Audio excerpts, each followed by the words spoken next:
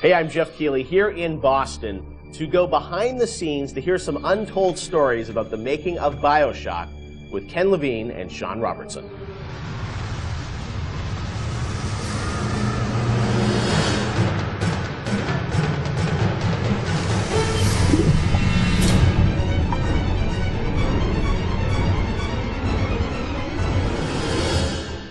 Let's talk a bit about the theme and setting of Bioshock, Rapture.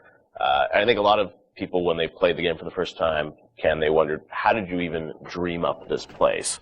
And I know you said publicly before that part of the reason you what led you to Rapture was this idea of fully simulating a place. Tell us about that sort of idea and the frustrations you had with other games where you sort of hit a bound. I think our philosophy was always to do what we were doing 100% rather than try to do something bigger and do it 50% or 40%. So one of the ideas of, and this sort of came from System Shock 2 as well, where you focus on an area that you can really bring to life and you kind of eliminate the questions of, well, why can't I go over the bridge to New Jersey? So we were able to really make a place, I think, that felt believable and real, even though in actuality it was really quite limited. But we just sort of dressed it with all these buildings outside that were all, were all basically glorified fakes. We let the story drive what we needed to show rather than some kind of like predetermined map which we sat down, which is a little different than like System Shock 2, where we actually mapped a spaceship out deck by deck. Yeah. Because I don't know why the philosophy felt a little different there, because you want to feel like a real spaceship that was sort of stacked on top of each other. Rapture was free to sprawl across the ocean floor. Although you guys originally, John, were talking about doing this game on a sort of spaceship again, right? Yeah, when we first started talking about what the spiritual successor to System Shock 2 is going to be, Spaceship came up, but again, we wanted a limited environment, and we didn't necessarily want to do Spaceship again. And our first actual exploration of this space was underwater, but ultimately ended up looking like a spaceship. It just happened to have a couple of seaweed fronds outside. And that started to push us towards what artistic statement that we wanted to make this look different, and what rules we were going to set for the world. How at every turn we were going to try to remind the player that they were in fact underwater and that this wasn't a spaceship. And how, like, underwater, we obviously know you did underwater, then sitting in the sky, like where did you come with the idea of like doing this underwater? I think there was probably a conversation. It's like, well, what kind of places could be cut off from other places? Yeah. Like, well,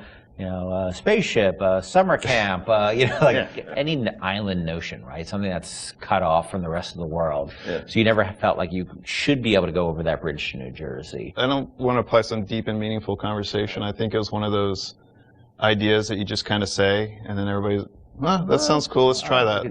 Let's go for it. And I think it lended itself to having very nice views out the window without having to build an insane amount of unique assets. Right. By today's standards, we still were a small team back then.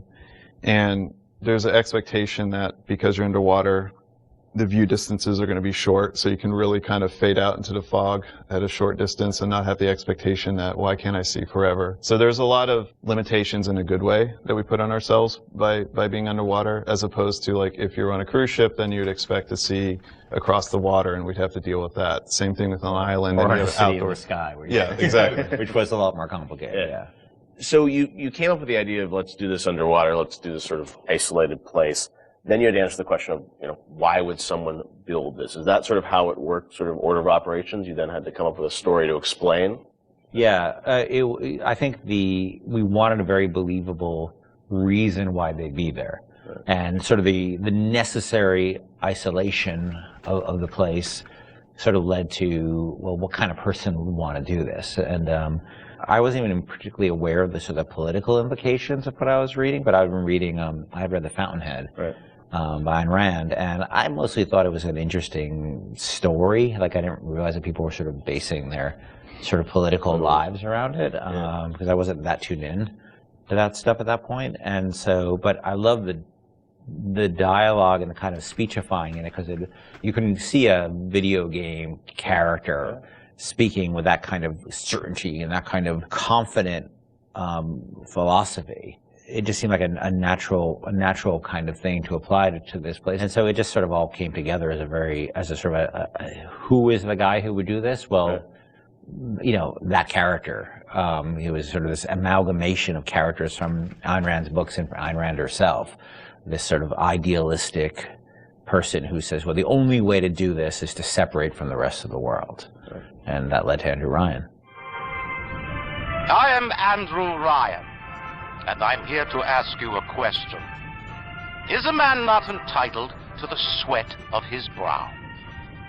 No, says the man in Washington, it belongs to the poor. No, says the man in the Vatican, it belongs to God.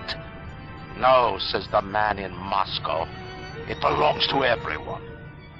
We knew from a technical standpoint that we wanted isolation. We also knew to sell it, we needed a compelling storyline, a backstory that why would this place exist? Otherwise, how are we going to make Rapture feel like it's lived in if we don't have the reason for it to be there? So once we decided on the underwater location and then the closed off spaces, that objectivist story kind of came in and made the art stronger and made the level design stronger because we could feed back into that loop. And I think that's why we had to have sort of Andrew Ryan's pitch right at the beginning of the game. We wanted people to understand why somebody would go there. And so he makes this very personal one-to-one pitch to the gamer, but also that was the pitch he'd make to people, which was, there's a place that you can be free of all these things, where you can not be sort of put upon by the government and not be afraid of nuclear war and not be afraid of all these other things that will plague you on the surface.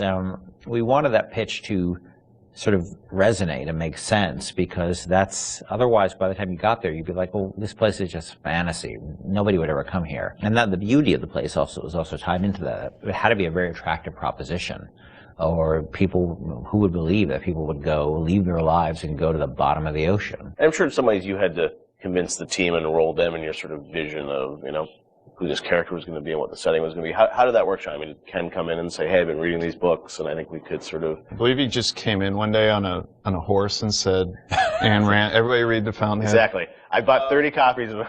Yeah, I think, here's a 2,000-page book or something. Yeah. Go read it. It really is more organic. Like I said, we knew that we had this location, and you struggle to fill it with stories, and you struggle to find meaning of why does this place exist? What's my motivation? And as Ken started to explore Ayn Rand a little more and started talking to us about it, and we were having that conversation, and it's like, oh, this could totally work. Like, this is exciting. Like, this is something that really hasn't been done in a video game before. And if we had flipped it and come up with the idea first before the location, I don't think we would have really been that excited about it. But we had a location, and now we're trying to fill it with that story, and because of the order of operation there, you start to get excited, like, oh, I could totally make this work. This is going to really make it feel like a lived-in space. As you think of sort of the setting, and you think of maybe a character or something, was there a moment that you think back, it's like, oh, like right then and there, like I got excited when you attached the Ayn Rand For me, stuff it was going to Rockefeller Center. And seeing the visual. So I told this story before, but my wife and I were in New York, and we went to Rockefeller Center, which was, if you go to Rockefeller Center, it basically looks exactly like Rapture. It's because every building, you're sort of encircled. It's this block in New York, or a couple of blocks in New York, where Radio City Music Hall is, and where 30 Rockefeller Plaza is, where you see that show 30 Rock, and the ice skating rink, and where they put the Christmas tree, and it's this very iconic location. But what's cool about it, it's all one, unlike the rest of the city. Everywhere you look, it's one architectural style. It's Art Deco. And it's very iconic Art Deco. And my wife and I were there, and we were sort of working on the game, and we didn't have a visual style. And all of a sudden, I started looking around, and I said, oh, this could be a visual for the game. Also, the geometry of it was actually quite conducive to making a video game, because it wasn't overly complicated geometry. Art Deco is quite bold and simple. Bold and geometric, and simple. And so my wife and I bought a couple of tourist cameras this was before iPhone cameras, Throwaway cameras, Yeah, throwaway cameras, those little Kodak things, and we just started photographing doorknobs and light fixtures, and just sort of developed the photos. Remember that? Brought them in and said, come to the office, here's a stack of stuff, here's a stack of photos. I'll see you guys in a couple of years. Go make this. The artist would not fear the censor, where the scientist would not be bound by petty morality, where the great would not be constrained by the small, and with the sweat your brow, Rapture can become your city as well. So you had kind of a theme, you came up with an art style, some of the iconic characters, and then, you really had to build the narrative around it. And you've talked about, a lot of the themes in the game and, greed, jealousy, sex, violence, all the things that sort of, drive us or what destroy us. And that was something I think that, as you thought about the story of the game, you wanted to, I'm sure, reflect some of those, right? Because I think people love the characters that sort of flawed in a way, and this is a world which is its own little microcosm, but had a lot of tension inside of it. Yeah, I mean, the character of Ryan was sort of, he's basically invisible through most of the game, right? Except for a very small portion. But he's very present because he exists, the city is him, right? It's such a representation of him. We never want to cut away to a cutscene where you saw Andrew Ryan, planning and scheming. We wanted him to be very present without actually being present. But once you had Ryan, and once you had his desire to protect this vision of his, you just had to then come up with the characters who'd be arrayed in opposition to him. So we had this character, the Big Daddy, and then eventually the character of the Little Sister. And so characters like Tenenbaum came along, like, here's a person who's in opposition to him for this reason. And then you have, for more noble reasons. And then you have a character like Atlas, who's much more cynical opposition. Once we had all those characters arrayed, we're like, well, who are you? And, you ended up being a sort of, a pawn in the middle of all this opposition to Ryan. We just kept sort of homing in on that theme and making sure that you weren't, eventually figuring out that you couldn't just be here by an accident, that you're an integral part of this story, even though you don't know you're an integral part of this story. You think you're just there by happenstance. Look, Mr. Bubbles, it's an angel. I can see light coming from his belly. Wait a minute, he's still breathing. It's all right. I know he'll be an angel soon.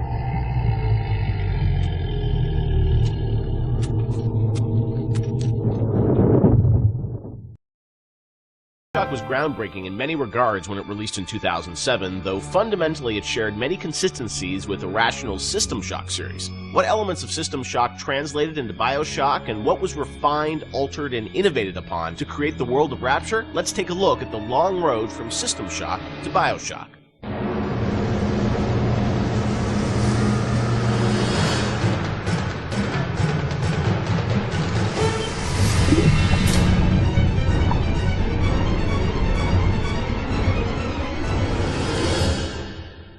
Everyone knows where the game ended up, but I think fans would be interested to learn where this game or the idea of doing this game started. And I think, folks know System Shock and the legacy of that game, huge fan base. Did it start as a System Shock game initially?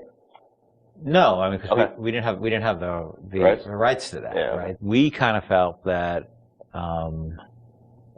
there was more game design to mine there, that it was sort of, we did that one game and it was sort of the first game that really combined shooting and RPG, and it was a very small budget, it was a very small team, and it was the first game we had ever done, so we got pretty lucky, I think, in terms of how well it came out, but the odds were sort of stacked against it. And the team, was really enthusiastic about doing a game like that. And time had evolved, and the team was much more. We had done a bunch of games together, and we had a stable technology base, and we were like, okay, well, which System Shock 2 was not. I mean, that engine no game had ever shipped on that engine. It was a very crude piece of technology. Most of us had never shipped a game at the time. So, like, well, what if we had a stable technology base, and we had a team that was more experienced and more seasoned, and we had, an actual, like, art director, and which we didn't really have on System Shock 2. What could we do? And so I think there was a lot of enthusiasm in the team to really try to do a more mature version of that kind of game.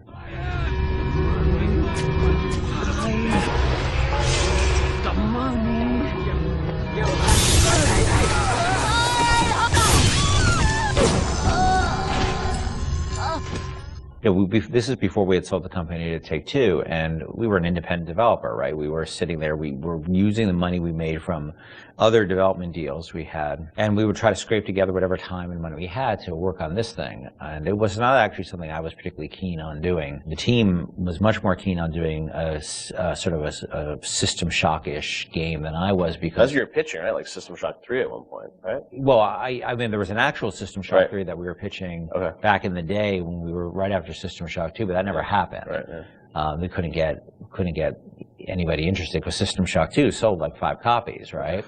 And so, as the business guy, the guy who had to not only just sort of write the content, but the guy who had to go out and get the deals and pay everybody, I wasn't particularly excited about doing this because it was very disappointing when we did System Shock 2 and nobody bought it. You know, it got great reviews. It got these insane reviews, but it left us in a place where it didn't really move the needle for us in terms of making payroll. So I wasn't super excited about it because I didn't see a publisher be interested in it, and I didn't see the audience actually be particularly interested in this kind of game. And it was really the team who convinced me to invest in this because their enthusiasm. I think a lot of them came to the studio because of System Shock 2. And so finally, they sort of battered me down, and it's good they did because I was not the first fan of doing this. And I know initially there was something called the Serene Dawn. That was a spaceship, or what was that? No, that was the name of a cult, right? Oh, Yeah. That's right. Okay. That one's, I think, been lost to the. If I remember correctly, Serene Dawn was a cult. You were playing as a deprogrammer that was infiltrating the cult, and your name happened to be Carlos Coelho, who was one of our programmers at the time. It's named after him, yeah. Then there was a story notion that I always really found interesting, which was that you have these cults, and you have sometimes people who they're these sort of characters who are really live on the edge of the gray morality, which is these guys who come in and essentially kidnap people out of these cults or rescue them, depending on how you look at it. Because what it really is, from a functional standpoint, it's a kidnapping, right? You're coming to an adult and you're saying, you're hired by their parents or whoever. And this was in the story, was like a senator whose daughter joined one of these religious movements called the Serene Dawn, you said? Yeah, the Serene Dawn. And I always thought that was a really interesting tension of this hero who's basically a kidnapper. And we're taking a young woman against her will out of the place that she was in. Now, you could also make the other argument that, well, she was not really there by her will. But there's a really interesting conversation that goes on there. I think there was actually a Kate Winslet movie, a Harvey Keitel Kate Winslet movie, which dealt with a similar theme. Because usually you hear that story, these deprogrammers as a sort of heroic kind of notion. But I always thought there's something interesting about agency going on there, and about are people entitled to make bad mistakes, or is it a bad mistake? It all depends on the person. And I'm not a fan of religious cults or religion in general, but there seemed to be an interesting discussion of freedom there and independent decision making. And I thought that idea was cool, and that was sort of the basis of it for a while. But it was really mostly for the purpose of we needed something to go out and pitch to publishers, and so we didn't have a ton of time to really develop it. So that sounded like, all right, this will do for now. And was that pre-Underwater City? I mean, this was just like an idea for a story. We may have stepped away from that to do the cult thing, but then we went back to the underwater. No, we had that one room, remember? We had the one World War II room with the roaches on the ground and like these weird test tube things that you could walk around. I don't know where that fell. It could have been underwater. There was no windows. The thing is, we were a small business, right? And we were trying to figure out a way to sell this thing with spending the least amount of money, because we didn't have any money. We don't have a pot to piss in. So we would do this demo. That was one room basically, just to show. And I'd write up a document, and we'd take it around. And I'd fly around the country, be like, "Here's our room." It was a different time, And we had just come off of SWAT 4. One of the advantages we had is that we were so familiar with that engine at that point that we could really start cranking through, small rooms and lighting and making things look good. So I took it on the road to sell it to somebody, and nobody cared. We'd go to a publisher, and look, they have to make money, right? And we'd say, we say, oh, it's sort of a spiritual successor to System Shock 2, and they'd be like, well, how did that sell? And I'd be like, my mom likes it, and they would be like, well, we can't, and usually we'd be talking to a fan. A lot of executives, like sort of junior executives, were fans of System Shock, and they'd go to their boss and they'd be super excited, and their boss would open up, their Excel spreadsheet and be like, "No, we can't do this." And I think the pitch probably evolved as we kept trying different permutations trying to sell, but we were also out there trying to sell like 2 or 3 other things at the time. We had a pitch for a game called Monster Island, and well, our SWAT 5 pitch was Zombie SWAT. Yeah, we had just come off of SWAT 4, which is like hardcore tactical, and we decided they wanted us to do another SWAT, and we didn't really want to do another hardcore tactical game, so we're like, what if we added zombies to SWAT? Like, you're a SWAT team that fights zombies and werewolves. That sounds awesome. And it was like, no, it doesn't. And this is before, before zombies were a thing. Yeah. And so we came up with this thing called Division 9. Division 9, yeah. That probably would have been even a bigger financial success than Bioshock. Wow. But we couldn't get anybody interested in it. You didn't have enough werewolves in the demo, I think. We had 0 werewolves in the demo. Yeah, we were going to have werewolves, weren't we? Werewolves and vampires. So oh, really? Yeah, werewolves, vampires, zombies? Just throw it all the Universal Studios monsters from like... Oh, wow. Yeah. So what happened is we couldn't sell it, but we were always sort of independent-minded. And so I said, well, what if we sort of did this in reverse? Instead of getting a publisher first and then doing a press tour on it, what if we sort of did the press first? Yeah. And we called up a guy, Andrew Park, who's at GameSpot at the time, who was a fan of System Shock 2 and a great guy. And I said, well, will you come out and look at this thing we're doing and write a story on it? And he was like, sure. And Andrew flew out and we showed him what we had, which is this very, very rudimentary thing about an underwater base. And he wrote up an article and sort of featured it as that this is a spiritual successor to System Shock 2. And the next day, the phone started ringing from publishers who now all of a sudden saw the article was getting all this pickup and all these comments, and people were excited. And that really, I think, put it over the top in terms of being able to sell it, even though it was not Bioshock at that point. It was called Bioshock, but it was not Bioshock. There would have been I don't think there would have been a game. We never would have sold it without Andrew coming out doing that. My belly's full of angel's blood.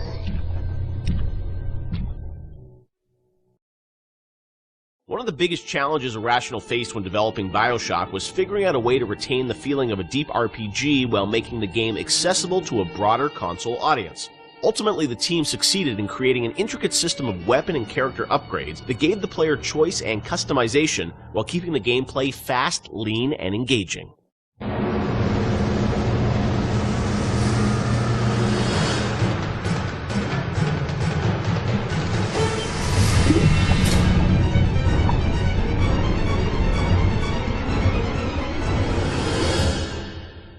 One of the hallmarks of Bioshock, to me at least, was that it really blended RPG and sort of first-person action game together in a way that, is sort of standard today, but a decade ago was really pretty revolutionary.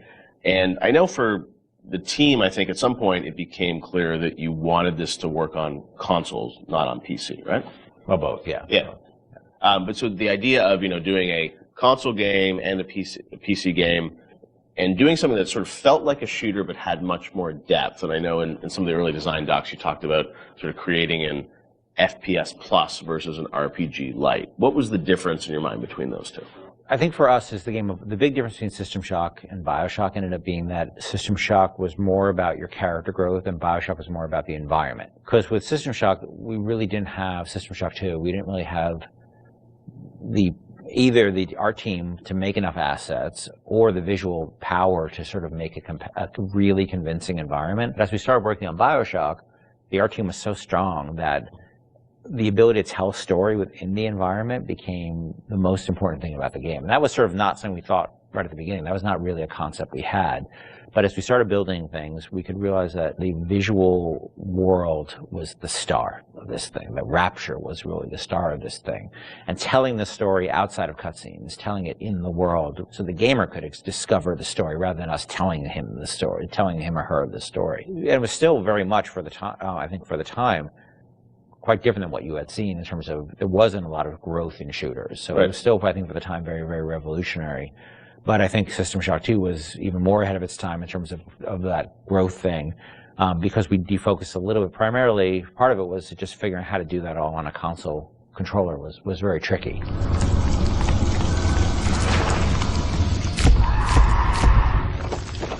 No, I remember even the early demos, people like, you see a plasma, you see like a upgraded weapon, people are like, oh, I've never seen that before in a shooter. And that was, when you were coming out of the sort of, the Quake, Doom, Half-Life, where it's like you have, 8 weapons on the keyboard and you sort of knew what they were and they weren't going to change. Yeah. Sean, was that something that, from a sort of creative standpoint, was it always clear that that was something you guys wanted to do, or it evolved over time because you wanted to have more depth in the game? I mean, it certainly evolved over time, and each upgrade path was slightly had its own unique challenges. Like certainly upgrading the weapons, you had to design a base weapon that didn't feel like crap. Still felt like something that you wanted to use, but then the ability to add the upgrades to that, and each of the upgrades can come in any order, so you have to be aware that this, parts A, B, and C could come in at any different time to upgrade the weapon. In a first-person shooter, that's your star. That's the thing that you're seeing all the time.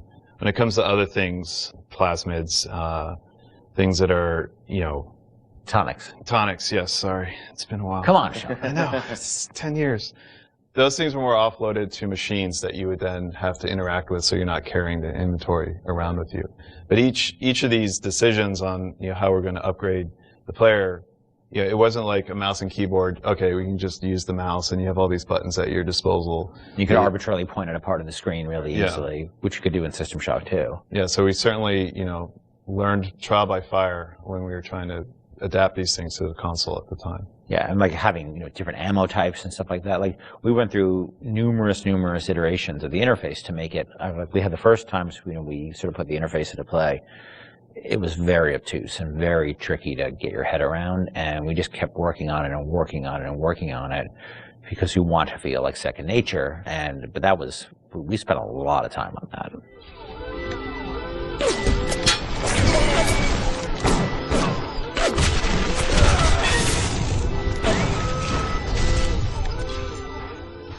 What motivated the idea of having so much choice in the way you could sort of play through this game? What was it to give the player a better sense of authorship over the experience, or what was driving that? I've always liked the idea of giving the player a lot of agency in terms of their play style and experimenting with the play style and trying different things and seeing what worked and didn't work and interacting with the environment. The notion that it's sort of a playground that you get to play around with and imprint your own desire on was great, because I think we were more skeptical about being able to do that with story at the time. In fact, so much to the point where that became almost like a joke. That becomes the meta joke of the game, of how little agency you have in your story. But agency in terms of how you play the experience and how you load out your weapons and how you interact with the environment, as compared to most shooters at the time, where basically like you can shoot them with the shotgun or shoot them with the the pistol. That was really important to us. So we spent a lot of time trying to make the world react in a way that you would expect and hope it to react when you tried something. Right. And some of those system or decisions we made about systems fed back into the narrative, like locking Adam behind Big Daddy and the little sister. Like you can't get Adam unless you deal with the Big Daddy, which then becomes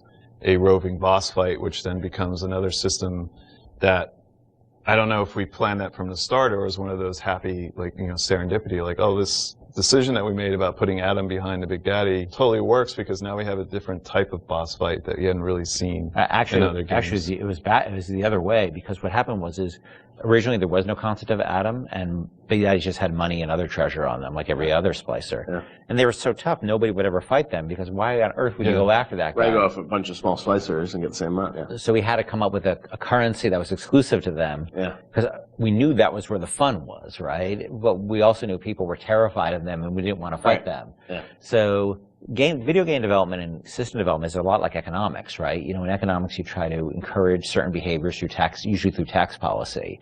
You want business growth, so you lower taxes on certain segments of the business economy, or you want to encourage, people to move into this area, so you make incentives to move in here. We had to make an incentive for players to fight the Big Daddy, and Adam became that incentive. And then once you had this Adam, then you had a new piece of narrative, which they could then incorporate back into the story.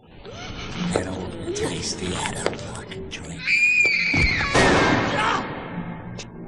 Stay away from her, or it is you who will be shot next. Easy now, Doctor. He's just looking for a wee bit of Adam. Just enough to get by. I'll not have him hurt my little ones. Talk a bit about the the plasmids and the vending machines and that sort of whole approach to, I guess, what is kind of a tech tree, but, you know, and coming from PC games, you know, used to strategy games and whatnot with very complicated ways of how you would upgrade things. I thought you guys did you had a really interesting approach to how you made it very accessible to a console audience. How did that evolve?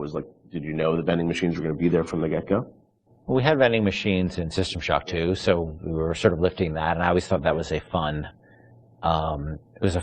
notion because it's a affordance that people already understand. You know, they see a vending machine, they know immediately, oh, that's where I buy stuff, right? Yeah. And you also then have to have a shopkeep. When we talked about wanting to make things, put limitations on ourselves so things felt fully believable. Yeah. If we had a shopkeeper sitting there, you can't shoot him. He sits there, he doesn't say anything. Right. And all of a sudden he feels fake. Where a vending machine, the Circus of Values machine, can feel 100% authentic, you know, despite the fact that it's selling like ammo and stuff like that, you know, which is, But in an objectivist society where you don't have rules and regulations on that type of thing, it feeds back into the narrative. But you don't then break the fiction at all by having these characters who sort of don't really live and breathe in the world. So the vending machines became an important part of that. But we still want to give them character, and hence and so that clown image came from a piece of, that image is actually from like a fruit container or something from like the 1940s. Okay. And so we had a book of like royalty-free images, and I saw that image, and I'm like, let's put that clown on it, and we'll call it Circus of Values. And then, you know, we wrote some lines for it, decided he'd be this sort of asshole clown, and then we hired the best actor in the world to play that part. That was me. What I cost, my biggest Avengers, I didn't cost anything. I didn't know you were really. I was a clown. Yeah, I was a clown. I hear it in my head every day. My wife hates that voice. She hates that voice. You can give us a little of it right here. Welcome to the Circus of Values. She does not allow me to do that, so I'll do it outside of the house. Okay. But it allowed us to have something that felt very rich and very real, while being very limited at the same time. Feel your cravings at the Circus of Values. And also, you know, the plasmids and sort of the motif of sort of the videos and how you explain sort of what a plasmid was. That was a really fun way, I thought, to sort of explain that. Sean, how did you guys evolve that? Because it was a very artistic approach.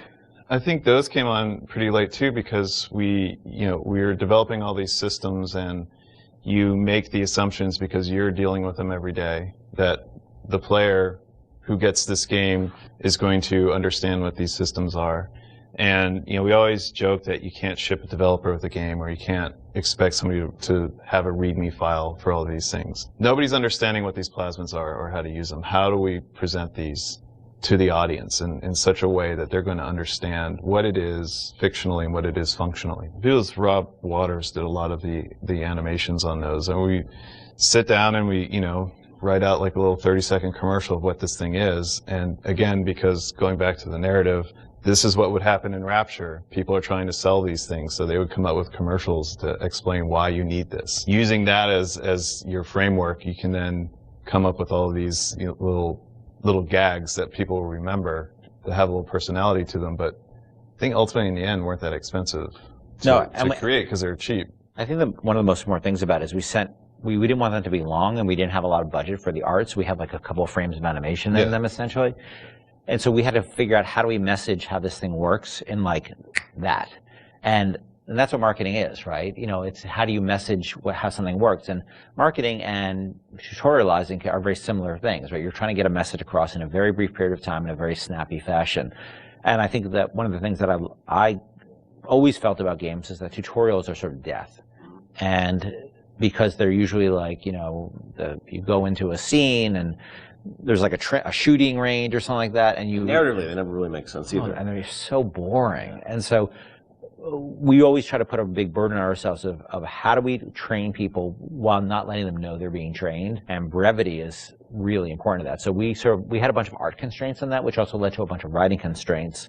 And so those things were like, I don't even know if they were 30 seconds. Yeah, they were really short. Yeah, 15 seconds long. We had to explain a whole plasmid in that period of time. Yeah. And I think that was a good exercise because it also made the game, it forced us to be concise and to really explain what this thing was like that. Throw objects at foes. You can even catch grenades and throw them back.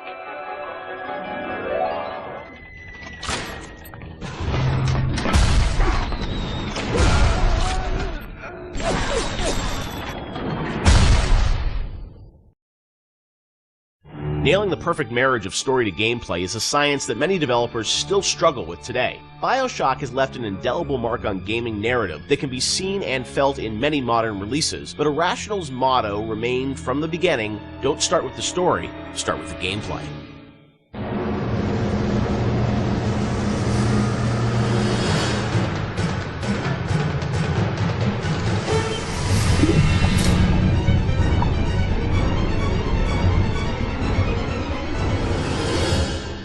A lot of fans probably wonder about the process you go through in writing the story and the design for a game like Bioshock. You've talked about how it evolves over time and what eventually ships is very different than your initial vision.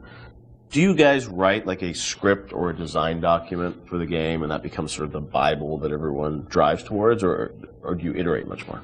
It's different for every game. Like System Shock 2, I went back to it recently. I wrote a design document, and we started that project in September, and the design document I saw was dated like October or something. So in a month, I wrote the design document, and it didn't change. A lot of it, got expanded upon, but the basic design really didn't change on that. Where on Bioshock, I think it evolved in real time much more. We had a pretty substantial design shift, like a year before the ship date. For Bioshock? Bioshock, yeah. It got to be much more about the experience of being in Rapture than about being in your character sheet. And so the game evolved more towards that experiential kind of thing and making sure every idea was expressed in the world as well as just on your character sheet. So before you'd have a lot of things like, I'm doing fire damage or electrical damage, but that was sort of a number flying off ahead versus, the whole notion of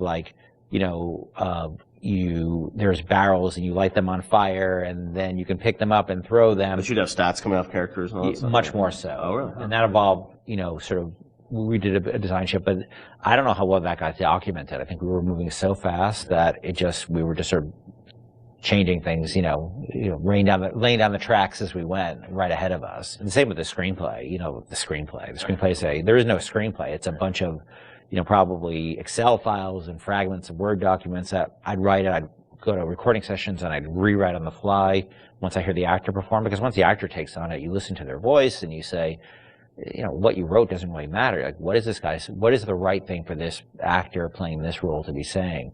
So I tend to do a lot of rewriting in the session. And then you have a bug late at night where somebody says, oh, this doesn't make any sense. And you're like, oh God, and you have to write a new audio log and try to get the actor back in.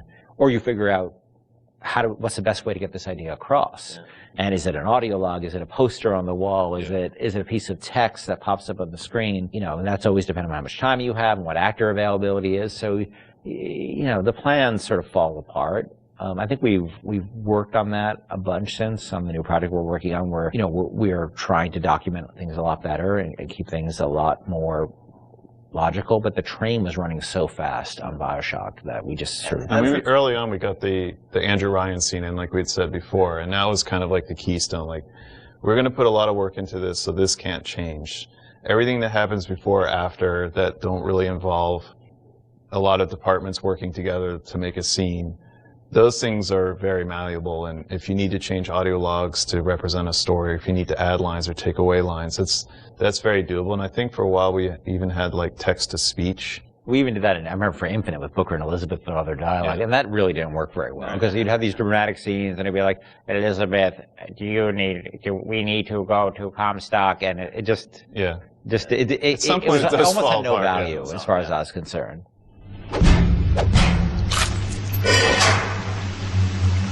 Atlas radio down ahead says you're looking for an invite to the fisheries. Nuts, I say. But if you heads up to the Wharf Master's office and find old Peach a research camera, maybe I could manage an invite. Ken has so much of, these games in his head, and you're sort of, you can keep it all straight, or try to, with all the different things and changes. But from the team perspective, Sean, because this is evolving and Ken's thinking in his head about how this all ties together, how does the team sort of keep up with, what the whole game is going to look like? There's a lot of specifics that can change. For instance, Atlas used to have a southern drawl. Right. And then, we recast to the Irish. And we actually cast an actor, wrote the lines, did the whole thing, and realized that people hated that character and distrusted him from the first start. So we had to rewrite him, recast him, redo everything. Yeah. From a team perspective, you kind of get a sense on which things are going to be really volatile and that you probably want to push off till later, because if you work on it now, it might change. Larger themes don't tend to change too much, meaning we knew we were in Rapture, we knew we had Big Daddies, we knew we had Little Sisters, we knew we had Splicers, we knew what the arc of the story was about Jack coming into Rapture, and the specifics of this radiolog versus that radiolog didn't really affect anyone outside the audio team at that time, because we could still build the environment. We still knew what the environment was. We still knew what the animations were. There are areas you learn just by working in the same space for a while that this scene, I'm not touching this yet because I know that it's going to get changed a lot. I think these themes are pretty nailed down, so I'm going to focus the team on getting these things done. I won't leave you twisting in the wind. We're going to need to draw her out of hiding. But you're going to have to trust me. The audio logs were, a great part of the game, and something that if you're a true fan, I mean, people really go in and listen to those and piece that all together. But I imagine there's a lot of work that goes into deciding, well, this is better for an audio log versus game dialogue, and there's the act of sort of cutting back and sort of saying, we need to be clear about what the narrative is for the game. What was that process like? I mean, the audio logs, were there things you added at the end, or were those, ideas that you had for the game, but then said, hey, maybe we'd demote these a little bit and make them audio logs? As Sean was saying, there's sort of a hierarchy of expense that you have to face, and so any ideas you have to get across, especially as you start playing the game, you realize, well, this doesn't make sense, that doesn't make sense. You have to figure out how you can introduce that idea. And generally, as the train is moving, you try to think of cheaper and cheaper ways to get those ideas across. If it's less important, it goes to an audio log. If it's less important, it goes to a poster on the wall. Well, there's also characters that you can bring in that have audio logs that aren't, Atlas, Tenenbaum, those are your big ones. You can bring in somebody to do a short, a few different audio logs. It's a character that some players may not even find, but it adds a little bit of depth to Rapture. And it also, usually each character generally is about a certain idea, and we don't just sort of come up with characters like we have an idea problem that we need to solve, and so let's introduce a character who's this guy, and he will be the guy who sort of shepherds you through that idea. Julie, my dear, I am trying to run a business here. You want to spend time with my honeybees? Well, I'm going to have to start charging you for the pleasure. If I come out one more time and find you lolling out there amongst my hives, I'm grabbing my shotgun. As to your question, yes, my days in beekeeping school are a blur, but I do seem to remember something about that enzyme you keep blabbing on about. So as you're going through the game and, writing things, rewriting things, were there things with the original Bioshock that you've always been surprised that more people didn't pick up on, or was there something that, a connection to a character you thought was really going to resonate with people, which, didn't? Anything like that? No, it's the opposite. I was amazed, I don't know how you felt, but I was amazed how many people connected to the Would You Kindly stuff. Because I think it was when I wrote that speech, I don't think anybody on the team was like, oh my God, this is really this or that. And I don't think I really had any sense that people were going to connect to it. I think we ended up sort of over time finding more ways to support the notion throughout the game. Yep. And I don't think I really, until I heard Pat put together the revelation moment, where it's where you had all the bits that Atlas had said to you in the past building up, and then there was a visual that went along with that. That's when I realized it was going to be a really powerful moment. But even so, I still did I think people were really going to connect to it or really even understand it? Because it's pretty out there. And that it was meta commentary, too. I think that completely, I thought oh, it's kind of meta, cool. But people connected to it in a much bigger way. Yeah, the choice and everything, and also just, being able to kind of roll back and think of all those other moments throughout the game. And so, a great revelation like that, they're few and far between in games where you sort of then you want to play it again, you're just like, oh wow, really, that does all make sense, right? Yeah, I think as a team, we were definitely proud of what we had done. But up till that point, SWAT 4 was the biggest game that we worked on, and we had no expectation of that anybody would pick this up. Or even Bioshock cosplay. I remember the first cosplay I saw with the guy in the Big Daddy suit, and his little daughter was in the kitchen cabinet. I think that was the first one I saw. I was like, whoa, people know this stuff, that's insane. Yeah, people were building these outfits, and that only expanded with Infinite. I mean, that sort of went crazy with Infinite, with people cosplaying Elizabeth and Luteces and Booker. It meant a lot to people, and I don't think that's something we ever saw coming, and we're deeply grateful for it, because it's one thing to make a game and get good reviews and stuff like that. It's another thing to have things that people are having their weddings themed around it, and their tattoos and naming their children after characters. You can't plan for that, and I think the only way that could happen is if you just make something that you're deeply in love with and passionate about. I can say we were. It was something there's a lot of passion on the team about, but we didn't know people were going to take away what they did. Would you kindly? Would you kindly? Powerful phrase. Familiar phrase. Would you kindly? Would you kindly get this? Would you kindly find that? Would you kindly find it? Would you kindly find it? Would you kindly get this? Would you kindly head to Ryan's office and kill the son of a bitch? Part of the challenge with that, though, is when people love fiction so much and they dive into every word written in every audio log and try and connect all the fiction, make sure it all makes sense. Are there any things from that game that you sort of look back and it's like, oh wow, like we didn't explain this and we should have, or things that fans have misinterpreted over the years?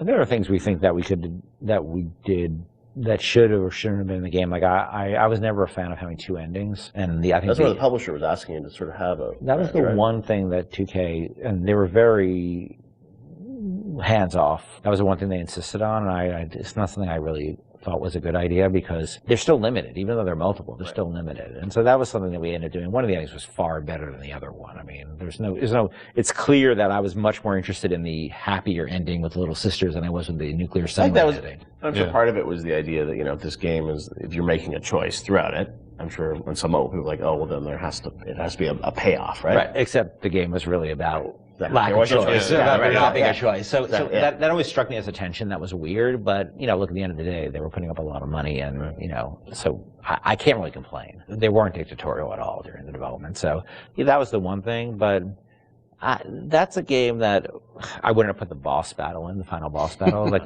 we seem to end up doing that over and over and over again. Every time we start a project, I'm like, I'm never going to do that again. We're never going to do that again. And we end up doing it. Right. We're not good at boss battles. And that, you're fighting that guy, and look, this is the naked dude. It just doesn't work. Totally makes sense. And it works really pretty well up till then, but then it just doesn't work. That boss battle's silly.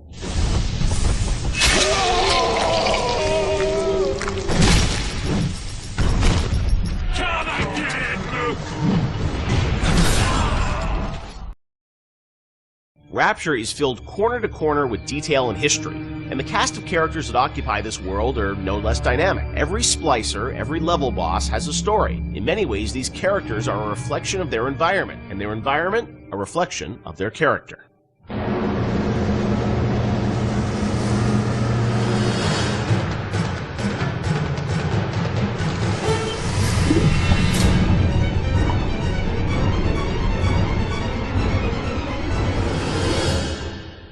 Let's talk about some of the characters in Bioshock. There's so many that fans love, and there are many Wikia pages about them. One thing that I think a lot of fans may not realize is you were telling stories with these characters, a decade ago. And technology today, as we saw in, a game like Infinite, you can do amazing things with facial expressions and storytelling. Conveying that emotion that you did 10 years ago with limited technology was challenging. How hard was it back in the day to sort of, convey story in engine?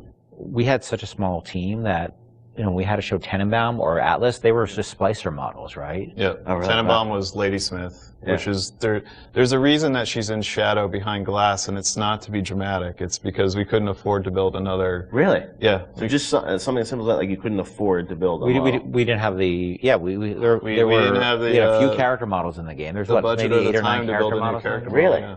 Wow. So we're like, oh, we'll put her in silhouette behind a light, and people think it's noir. And so much of it was driven by the voice performance, I feel like, too, because, it was like a radio play in many ways still. Yeah, we had some really good actors, and I was able to spend a lot of time with them, and the fact that I could write the stuff, direct it, and then rewrite in the room, and the fact that we had actors who were, for whatever reason, I wasn't even in the same room as them. I was on a speakerphone. Right. They were in a studio in New York or LA or something. I don't think I met any of them. Really?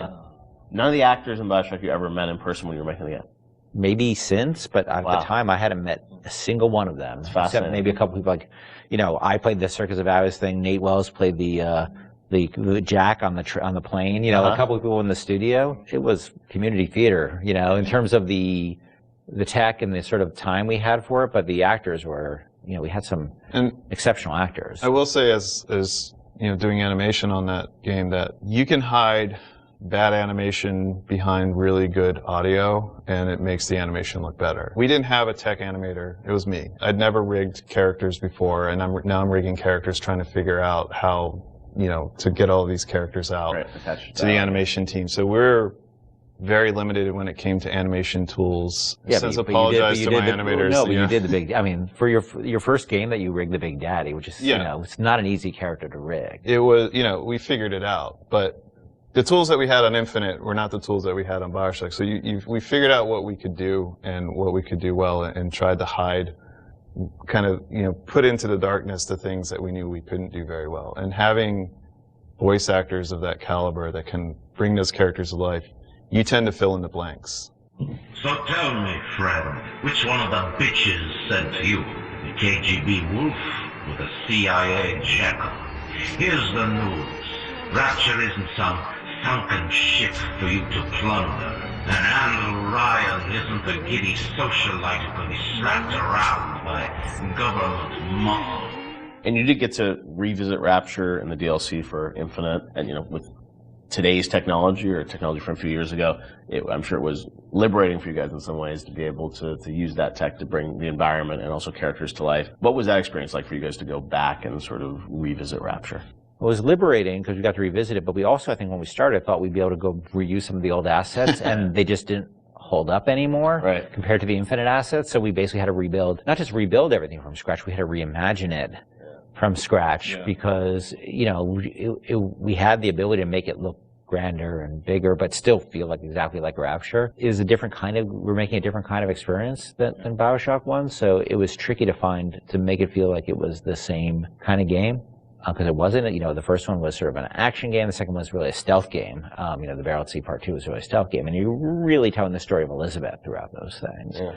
So it was a different lens, but it was also cool because it allowed me to make the whole story about Elizabeth. You know, to have her be central to the franchise from the very beginning, and she was always, you know, she became the heart of it to me, and to have her, it was really exciting for me to make her, you know, her heroism be something that set the events of Bioshock into motion, which eventually, you know, saves all the little sisters. That was really gratifying, a nice way to tie the whole thing up for me. And you probably didn't have that idea 10 years ago, right? You had to retrofit it all? I had no idea. He has a letter that he's addressed to himself that's 10 years old. But, yeah. I don't know. I mean, for me, it was a nice way for me to say goodbye to Bioshock and Bioshock Infinite, because, you know, those two worlds together, you know, you don't realize, or I don't think the audience realizes how much time you spend with these characters trying to get them out and polished and into the world. And it was a good opportunity, I think, as a game developer to kind of have that little coda at the end where you're like, okay, I get to, now I'm ready to move on to the next thing. I've had a nice, you know, break, like, let's seal this off, and now I'm on to the next thing. And it was like 12 years of our lives, too. Between the very beginning of it, and it was a long time. Well, I mean, so my daughter, who is 16 now, I did a lot of filming of her when she was 6 as a little sister. Oh, wow. And this was not mocap, I was just running around the office. And I'm like trying to be like, now trip over the thing and pretend you die. Or like, you know, like trying to like not like traumatize a 6-year-old. Yeah. Pretend you're drinking something, and, you know, and I never showed her the actual game until much later. But she, on BSI, I put her in a mocap suit and actually used her for the little sister in Paris that's running after the balloon. So that was kind of, for me, like a nice way to connect it all together. Were there any characters on the original game that you found hardest to write? I mean, you mentioned, like, you know, recasting Atlas, things like that, but was there a character that was the most challenging for you, Ken? Well, Atlas, because, you know, he was basically written completely twice. That was very, very tough. And I was very happy about the original character, and I thought I'd really done something great. And then we showed it to people, and they just hated it, and they didn't trust him. And if they didn't trust him, we were screwed. Yeah. And so it was tough, because we, after having gone through all the recording, actually, I had to let the actor go. It's no fault of his own, right? It was on us. He had invested in it, tell him that it wasn't going to happen, and rewrite it from scratch. That was hard, and that was tough. And then after I finished it, I had a debate with somebody on the team who felt the accent was really, really phony. And we had an English person on the team, and he felt the accent was really, really phony. So at the last minute, we basically ended up doing a focus test in Ireland. Right. To see if people bought the accent, because the actor playing Atlas was Irish, but he was from a different part of Ireland, so he was playing a different kind of Irish accent. Right. I don't think he was from Dublin, and Atlas sort of had a Dublin accent. And so at the last minute, I thought I was going to have to do it again. Oh, wow. And fortunately, the focus test came back, and people loved it. I don't know how you survived that plane crash, but I've never been one to question Providence. I'm Atlas, and I aim to keep you alive. And a lot of the villains in the game felt like they were, very much tied to certain levels. And this was, you were still in an environment of levels with Bioshock, right? It wasn't just a big open world. Did that all sort of get designed together? It's like, here's the best villain that's going to fit to this environment and this theme of, this area? Some of them work better than others. I mean, I think obviously Steinman and especially Senator Cohen really, I think, dominate in terms of the level boss. They are their levels. They are the levels. And some of the characters didn't hold up as well, I don't think, on the writing side. The fun thing about the characters at work, like Simon, where he had all those little displays with the scissors and the tech, that was stuff the art team came up with to support that character. And obviously Sandra Cohen, in that level, I had this idea for this character, and, as this artist, and taking Andrew Ryan's thinking to the extreme, through a lens of art, was really fun. They were really, in a lot of ways, they're more like Batman villains than they are like actual, real world villains, that they all have the Joker cares far more about the humor and the dark humor that he has, and the Riddler cares more about the riddles than he actually does about money. Right. The money, the crime is just afterthought. Right. It's the philosophy. And so these characters have a lot in common with, and there's probably a lot of inspiration taken from sort of characters like the Joker in terms of like any of the characters in Bioshock, because they were really driven by their ideology, but their ideology is a mask for their sense of selves, right? This stuff is really, Cohen knows he's a hack, and he doesn't want to he can't admit that to himself, so he has to wrap himself in all this nonsense, because the last thing he could ever do is look in the mirror and say, I'm not much of an artist. No need to thank me for jamming the transmissions of those boors, Atlas and Ryan. Let them have their squabble. The artist, yes, the artist knows there is richer earth to till. From the moment you boot up Bioshock, you can feel the story grab hold of you. A plane crashes at sea, a mysterious lighthouse, a sprawling city beneath the ocean. Hooking the player from the first touch without overwhelming him with convoluted RPG mechanics was key to the success of the game and the skillful ramping up of Bioshock's legendary gameplay.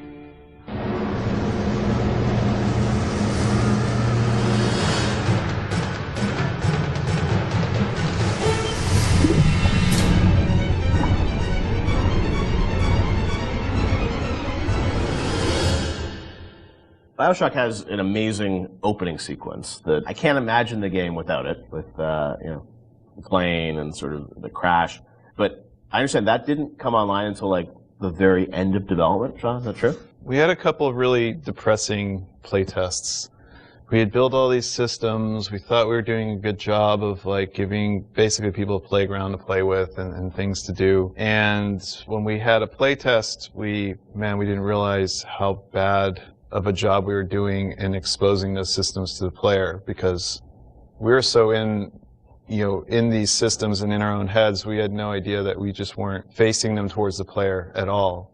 So after that playtest, we took a long, cold look at what we were doing and realized that we had to we were confident enough in the systems that they were going to be fun and meaningful to the player, but we really had to think about how we were going to introduce these systems to the player, and in such a way that they understand why the systems were there. Like, you can't ship a README file with the game and expect people to read it. Like, it has to be part of the experience. So the challenge is, how do you introduce people to these systems, but do it in such a way that it fits within the narrative? So we had to integrate all of these things into the story cleanly so that the player felt like it was one smooth experience. And I think the zap 'em and whack 'em thing was one of those. And the 1-2 punch. Yeah, the 1-2 punch that came out of that. The plane sequence at the beginning, I heard a story that like a programmer put that together in like a day or two, and it was a very last minute thing, right? It was. So we had done a focus test, and we had. It was one of the most depressing experiences of my life because we were very close to being finished, and it was basically giving people what essentially became the demo, and people played it, and it was in Boston, and we were sort of behind these glass windows, all these sort of Boston guys, and like, this is a wicked piece of shit. They hated it, and they were making fun of it, and they were saying, it's like watching some guys and dolls beating each other up, and it's the stupidest thing they've ever seen. And we thought we were in pretty good shape at that point. And I remember the focus test guy was like sort of like a doctor giving me the bad news. Right. Sorry, Ken, you better get your affairs in order. Right. And we all came into work the next day, and we were like, what are we going to do? And we're all pretty depressed. But I think we started talking. And as we talked, we started thinking about what are they saying to us? What are these people saying to us? We think there's something there. How are they missing it? And we decided that maybe they didn't understand who they were and who their role in as a character, who their role in the world was, because the game at that point started with you in the ocean, floating in the ocean after the plane crash. And the crash still was in the fiction, it just wouldn't show it. You just didn't see it, so you didn't have the voiceover saying, my parents always said I was going to do great things or whatever that. They didn't show the plane crash. We didn't establish a time period. Yeah. Because the plane is critical to establishing. You're smoking a cigarette. It's very 1960s looking. All that stuff was established. It wasn't established. So we decided we had no time and no money so we sort of came up with a script. I wrote some lines, a line, I think. Nate, one of our artists, recorded the line. Steven and Sean and those guys got to work on building this very simple sequence, which was simple. Relatively simple sequence, and then the plane crash actually happens over the Bioshock logo we already had, but we wrote a radio play behind that with altitude of the crash, and that I think set the emotional, and the people screaming in terror on the plane crash, that set the emotional tenor much better and explained who the player was, and all of a sudden we released. Then I think the next real encounter we had was people playing the demo, public encounter, and all of a sudden it was a very different experience. No, I remember even back in the day, I think we did a thing on TV where you kind of talked about it. It was like that night, and I remember that night, like people on the forums were just like going nuts. And even though the game had a lot of press attention, when people finally got to play it and go through that sequence, I just remember there was this mass sort of excitement around it. And then the game shipped only a few weeks after that, right? Or a month after that? A week later, or a few days later. It's amazing, like now to hear that, literally like a month before the game came out, the plane sequence came online or something. I mean, it was that late. Right? Well, we still had to go through certification and all that. Yeah, so it's like within, It wasn't far. It wasn't far. It was really last minute, and it was one of those things where you really shouldn't be putting in content that late. Yeah. But we felt it. We were so close to having something good that we just rolled the dice on it, and we worked really hard on it. We worked really hard. I remember how much time I spent on just that recorded of altitude. I could still hear the different version of that in my head because we spent so much time on that stuff, and these guys were working on getting the animations right and the scene was shot in engine, but we decided to pre-render it so that we had to do less QA on it. Right. It wasn't going to be some weird streaming error or crash error. Wow. It was just we're just going to show the video. Yeah. And it's interesting because once you start in the ocean, we had this experience of testing a lot with the water effects and how beautiful Steven's water effects were. People didn't realize they were out of a cutscene at that point. And so they would just sit there and stare, and then they pick up the controller. And they pick up the controller, and all of a sudden they realize they were controlling things. But that, as Sean said, that part of the plane is not actually interactive. It was done in the engine, but we just filmed it. Now, as people were playing through the game and you were testing it, I'm sure there was debate about, when would you introduce these plasmids, what would the ramp be? Did that change at all, sort of as you got towards the end of development, about we're going to give people the gun at this point, or it's we're going to trigger these plasmids at this point? How did that work? So, we moved guns around. For instance, there was a big debate about, originally you found a gun in the lighthouse, a pistol in the lighthouse. Oh, right there, yeah. And because it's a shooter, right? What the hell? And we had a lot of debates about it, and I feel that it was important that we didn't do that, because the fact that you sort of go through a lot of the experience without having the distraction of a gun is important to getting you immersed in the world. Because, you know, when you have all you have is a hammer, everything looks like a nail, right? But you don't have the hammer. So you just sort of had to take in the world and have that feeling of fear. And like I know when you saw that splicer bounding around on the ceiling, that you couldn't do anything about it. And that had even though that's those are those moments, right? Like I remember when I played Unreal for the first time, where it's like you're trapped and there's a monster and you can't do it, and the lights go out. It's like that's the moment with the splicer where you're like, I want to do something but I can't, and that evokes an emotion.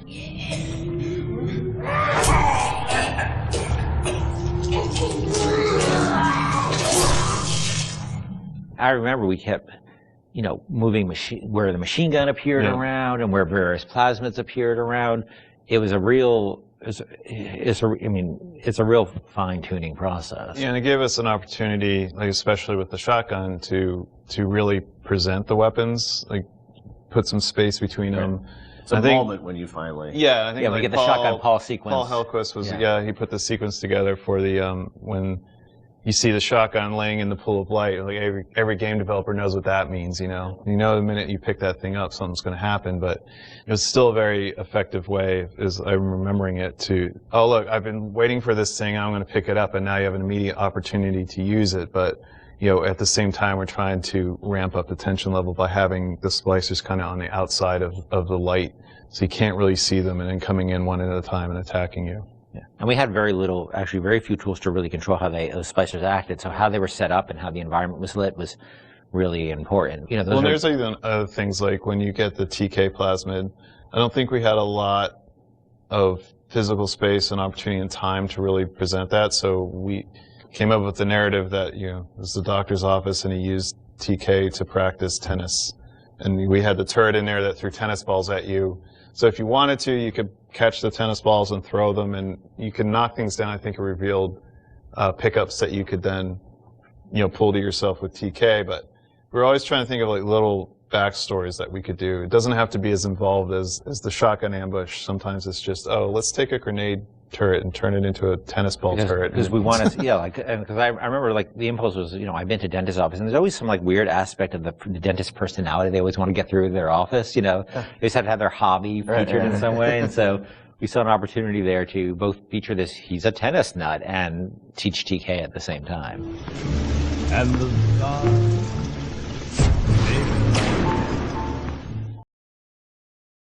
Rapture is overflowing with memorable locations and set pieces. In developing a world that feels organic, lived in, and functional, Irrational managed to create a space that feels perfectly suited to the story and action that takes place in it, which begs a question: did the plot shape the location, or did the plot fit squarely into a world that was already established?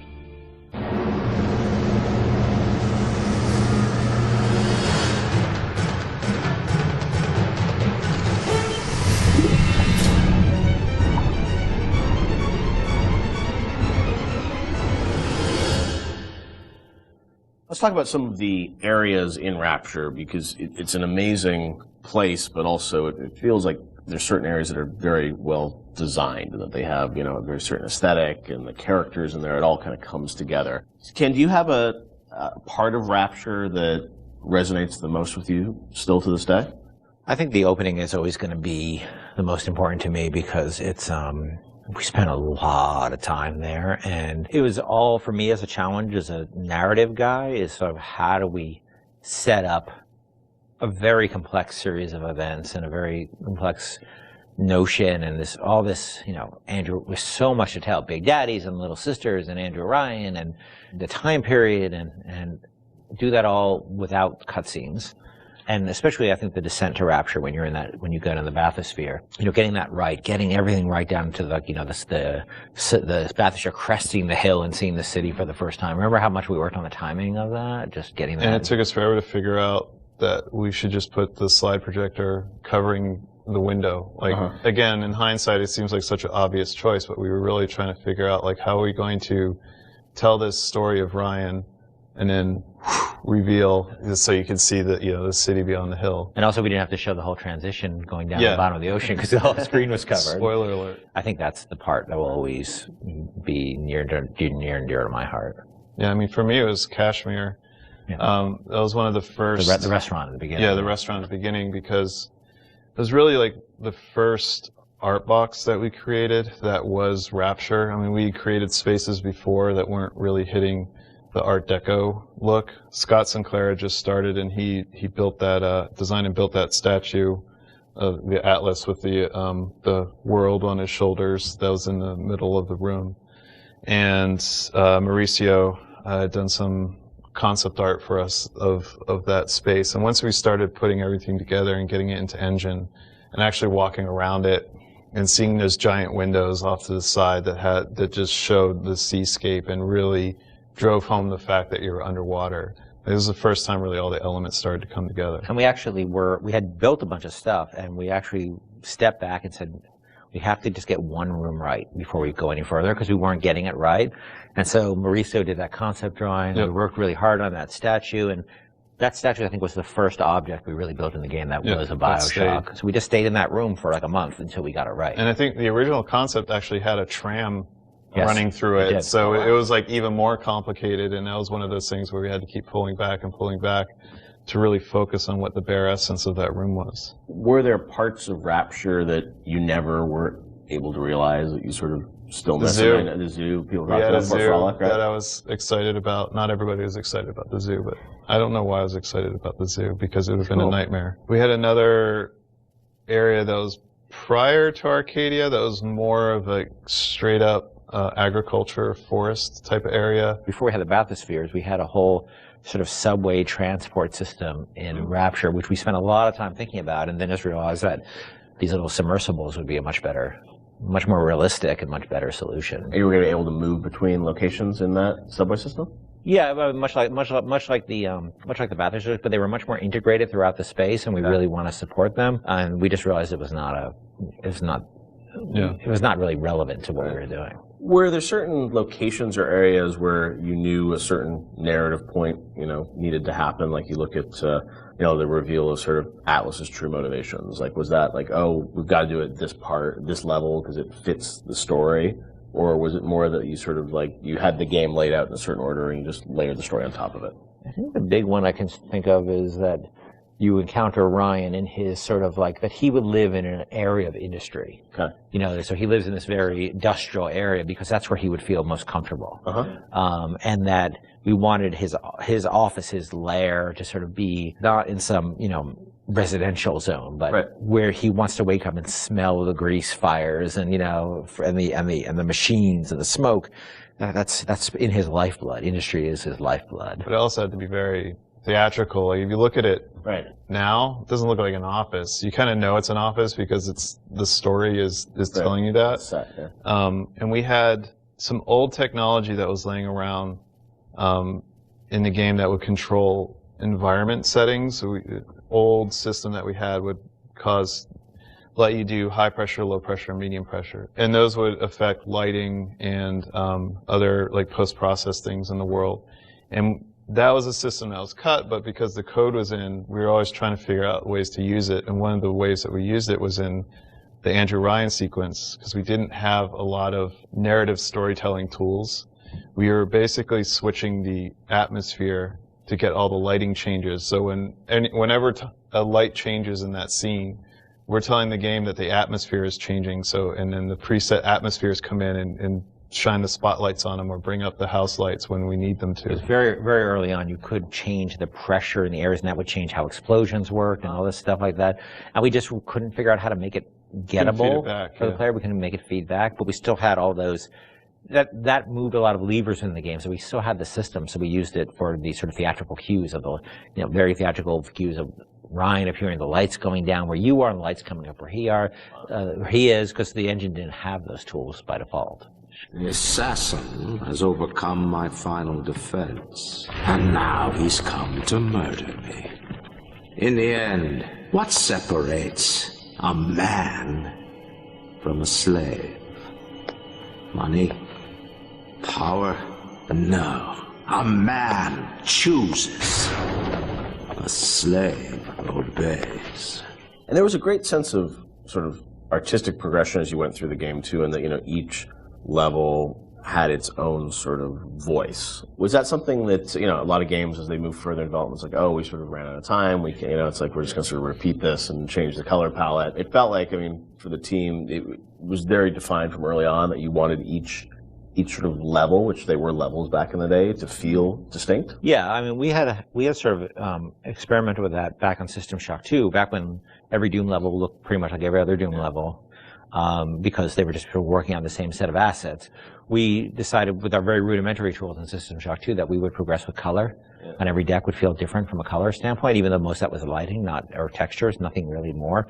But we have the tools to actually, you know, sort of theme levels. I think a lot of this goes back to, I think my first memory was actually from when I was 1 year old at the Montreal World Expo. Remember when you were 1? Well, I remember being at something at this World's Fair, which I didn't realize, I think was in 1967, when I was 1 year old, a little over 1 year old. Wow.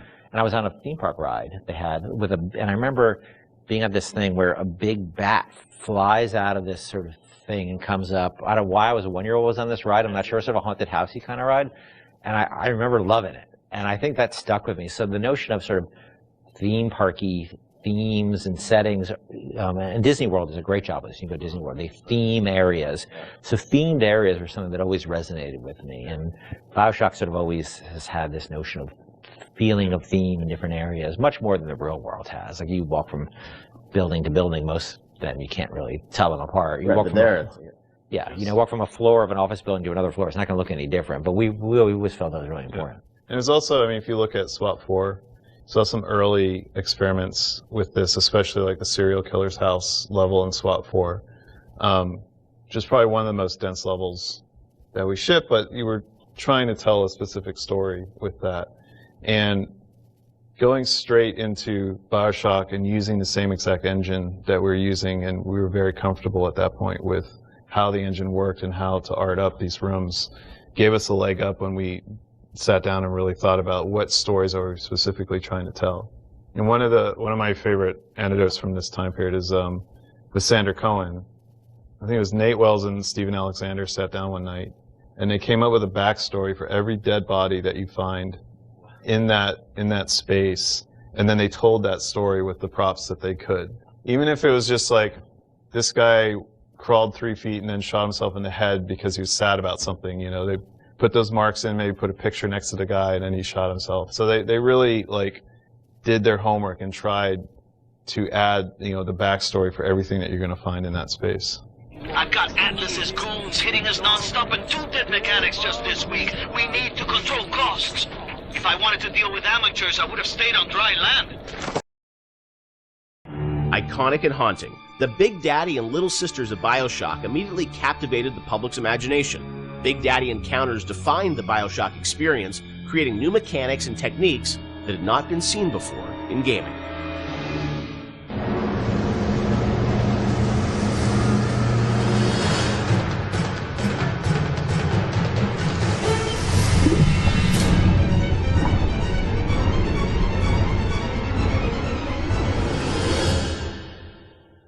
So Big Daddy, Little Sister, such an iconic moment or series of moments in this game. I'm fascinated about how that got layered in, because we talked a lot about the setting and the tone. That is still, to me, you know, a mechanic that I remember was very unique about, you know, choosing to engage the Big Daddy and being a fight that you know is going to be very aggressive and different than a, you know, traditional boss fight. I know you had an idea, Ken, of sort of 3 different types of AIs interacting in the same world.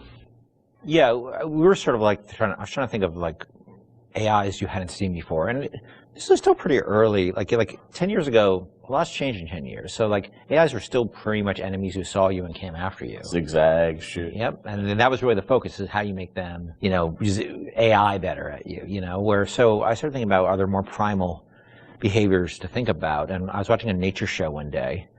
You know, it's typical nature shows, and it's like observe the mother tiger taking care of her young, you know, one of those kind of things. And I realized that we don't even need a narrator on those shows. We understand certain behaviors just by looking at them. They're very primal, like somebody protecting their young, the predator-prey behavior. Those things were you don't need dialogue for that. And AIs at that point, we didn't have the ability to do a lot of sort of, you know, smart AI. Yeah. So I said, what if their behaviors are just very primal, and we can model those behaviors? So aggro rules is something we knew we can model, right? You know, how does an AI aggro on you? What are the rules for that? Could they make a aggression display rather than just attack?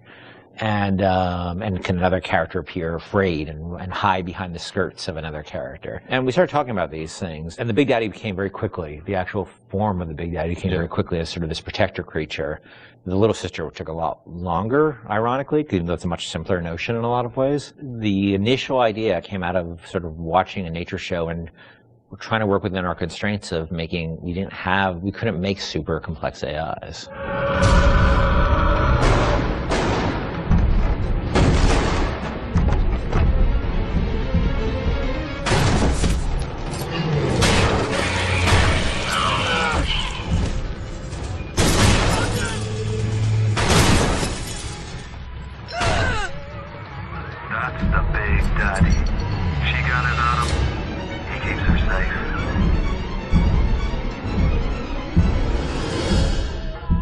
Is when we first got the system up and running, this is before the playtest, we weren't really thinking about player facing these things.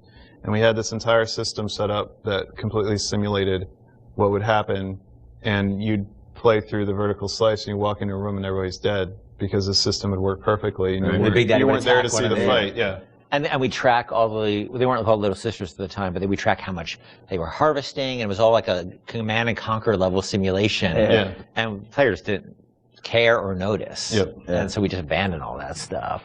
Yeah, so that took us a step towards, how do we present this to the player, then how do we make the gatherers, which we called them at the time before Little Sister design came on, like how do we make them empathetic towards the player, how do we make the player want to engage with that, because at the time they were just slugs. Right. So which is a horrible design. Originally were slugs, right? Yeah. Not actually. Which is a horrible design in so many ways because you don't care about slugs, and they're also on the ground, so you don't see them. They're not like at eye level, and they're dark. So. But you still have something. We some of the trailer had like the same, or not the trailer, the demo. Or prototype we did, so had the Big Daddy sort of like interacting with the little slug. And slugs crawl around the Big Daddy? Or no, it's this awful little mesh. Right. Yeah. It's like a little beetle, sort of. Yeah, it was terrible. Yeah, and they were protecting. And they had protecting the beetles. The beetles? What? And the Big Daddies had two drills. They didn't have a hand, so they could. There's no way they could like. It's just fascinating because like the Little Sister, it's like there's such humanity in it, which you really connect with. Which seems like you would think that would be the obvious thing. Yeah. We're not very smart. The idea of sort of choosing to engage the Big Daddy. I mean, when I was first time I played the game, I mean that was always profound. It makes you sort of sit there and like, am I ready for this? And your choice to sort of like the kind of opposite of stealth, like when you want to be discovered. Was that always the mechanic with the Big Daddy? Yeah, the idea was that they would have very particular rules about engaging with you that were entirely dependent on how the threat level towards, not them, towards their creature they were protecting. Yeah, that was set, and then as you worked through it, I'm sure there were conversations about how difficult do we make these fights and sort of the balancing of that, and even, with the game, you don't start off with a Big Daddy fight. It's a little ways into the game until you actually get to that. So that was sure debated. You actually encounter the notion of Big Daddy and Little Sister many times before you actually are freed into an arena where you can actually fight them. You see them sneaking out, pipes. You see them. You see them walking down a hall. The first time you see Little Sister, she's harvesting, and then you see the Big Daddy come and protect her. And we realized it was 4 or 5 sequences we had to do to set the stage for these characters. And look, we were hoping they'd be iconic and people would respond to the way they did, because we certainly spent energy on them with the expectation that they'd have an impact that we really just as easily could have turned out that nobody cared. I think the actual very first time, and not a lot of people see it, there's a Little Sister in the vent in Kashmir restaurant. That if you're looking in the right direction at the right time, you'll see her looking at you, and then she'll disappear into the vent. It's the eyes. No, it's the actual mesh. Is it the mesh? Because it was easier to do that right. than the eyes, but yeah. No! No! No! No!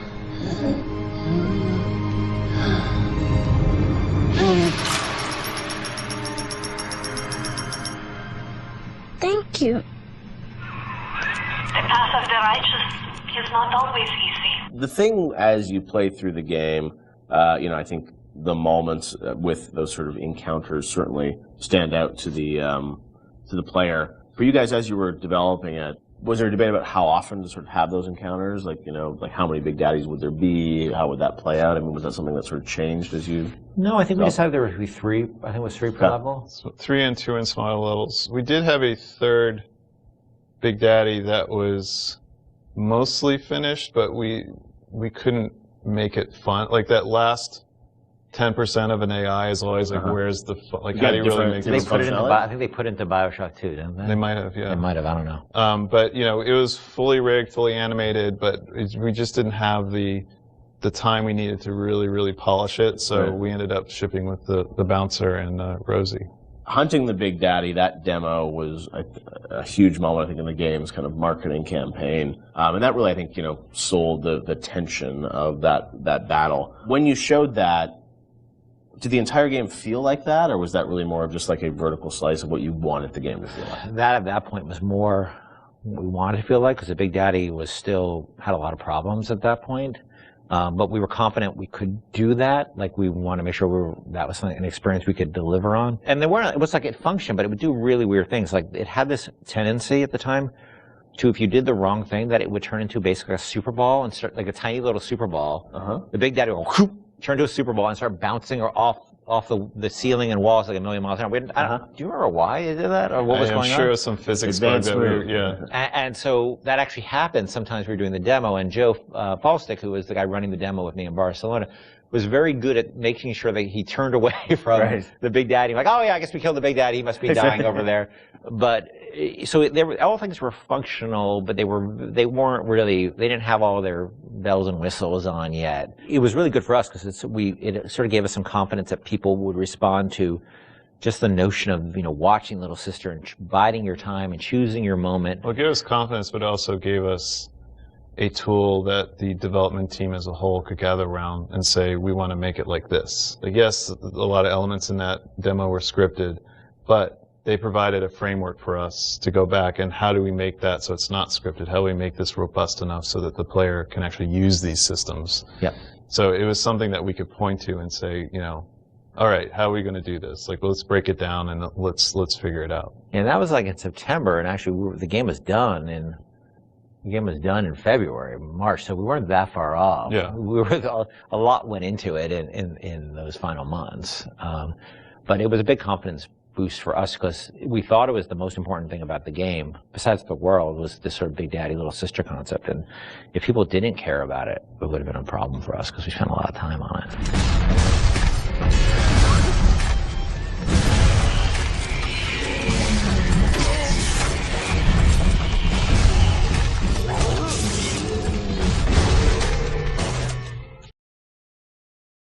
To kill, to harvest or not to harvest, the moral dilemma that follows you throughout the Bioshock experience and defines the fate of the player. This choice lays at the center of your Bioshock story and has repercussions that can be felt in nearly every facet of the gameplay.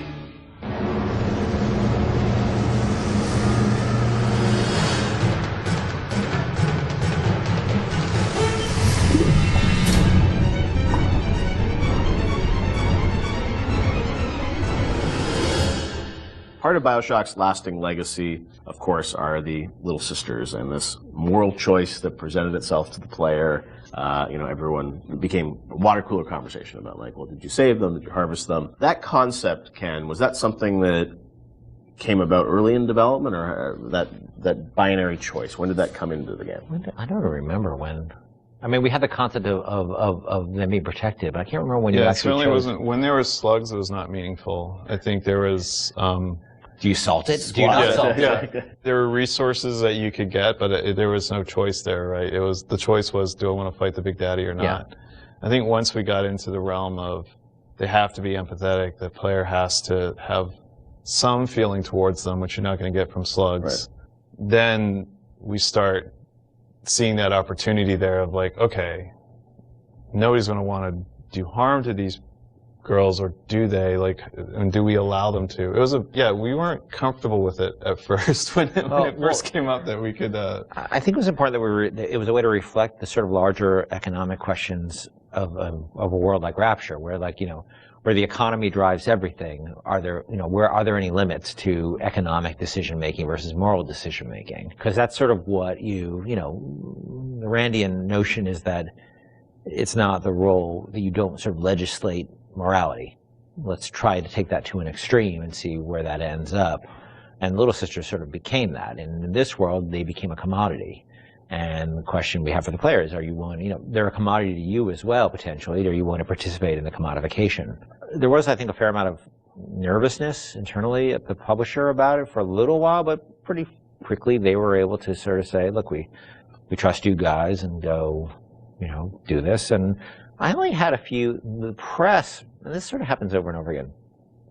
The games press worried a ton about it and wring their hands about it. They ever recognized it was a setting topic, but that it was done to a larger purpose, that it wasn't just sort of like, hey, this is the game where you kill children. And well, that was a sensitivity. I know that you guys wanted to call them little sisters, not little girls, and it was and it wasn't, it wasn't killing them, it was harvesting them. And I mean, you did some things probably on purpose, right, to sort of explain that this, you weren't doing anything vicious to them, right?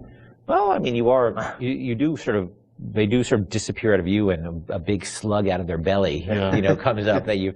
Well, we didn't want that to be graphic. We wanted to be very clear that you were killing. Yeah. But it was not intended to be a prurient in terms of, hey, this is a simulation of pulling a sea slug out of a little girl's belly. But we wanted you to understand that you were making a very diabolical moral economic pact there. And we think that came across, and I think it came across well enough. And I think the test of how well it came across is, I think most people didn't really thought of it as am I willing to do this thing or not? Right. And people would tell us stories how their girlfriend saw them harvesting, and then they literally slept on the couch that night. Right. And that's that's an interesting, that was interesting how people connected to a 3D mesh that's really no different than any other 3D mesh in the world. This little sister, she's not a person. She's a 3D asset, a virtual 3D asset, right? That has a voice actor connected to it who's an adult woman. And nobody was actually getting harmed, but people still emotionally connected to them and made an emotional connection. And also, I think when you're playing, you don't really know what the impact of that choice is. Yes. And that's sort of the curiosity of you're a gamer, so it's am I going to game the system? Which one should I pick? How does this impact things as you go through the game? It's never really fully clear what that choice is going to lead to, right? And the ambiguousness of that was something you wanted to sort of create mystery around throughout the game?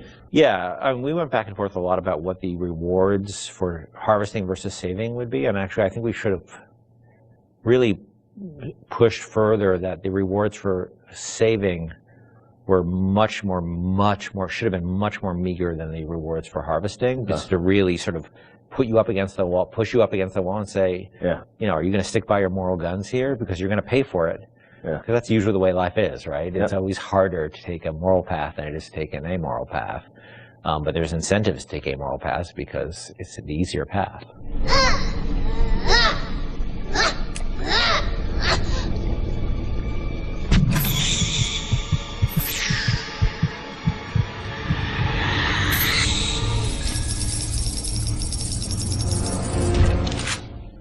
As you play through the game, eventually you get to the ending, and as we know now, there were sort of two endings that were affected by that choice. And that was something at the time, I know you said publicly that you weren't in favor of sort of having two endings. Was that in part because, the game is about not having choice, or did you think that, the two endings were, I don't know, I'm interested for narratively, why you didn't want to go that path? It seemed forced, given that the game really sort of almost made a joke, a meta commentary joke about the lack of agency in games, the lack of meaning of those choices, given that you have these two endings. I guess you could make an argument that, well, you were free, you were given choice of once Ryan's dead, and that's really what it's about. But I think we also didn't really have enough time to execute on those super well. I was pretty happy with how the happier one came out, with the sort of little sister focus, but it's a much more subtle story than I would have time to tell about your slow descent into you know, moral chaos and dissolute living and all the things that sort of come along with a life that is sort of separate from a moral structure. It's a long story. And that's what I mean. You were just switching a cutscene. It wasn't like you were doing sort of a whole other level that was different or something. So the choice was there's 2 cutscenes with very tight time and economic or constraints. just start a nuclear war. Yes. And that's not, you know, you're a nice guy, or you start a nuclear war. And because we had so many problems on our plate, that was something I had to sort of do in the spare time. So I was pretty happy with one, but not very happy with the other. I know you had said publicly before that there was another sort of more ambiguous ending that you had originally planned, or what would you have done? There was a notion of an ambiguous ending, in which if I just wrote one, I would have found a way that would just talk about the moral ambiguity of the world rather than the sort of, you know, positive or negative, because it is such a look. I think we really tried with Bioshock not to sort of make a game about good and evil. It was really about circumstances and what circumstances lead people to, and how they delude themselves with ideology to do things that they would think are evil, but it's okay because it's for the good cause.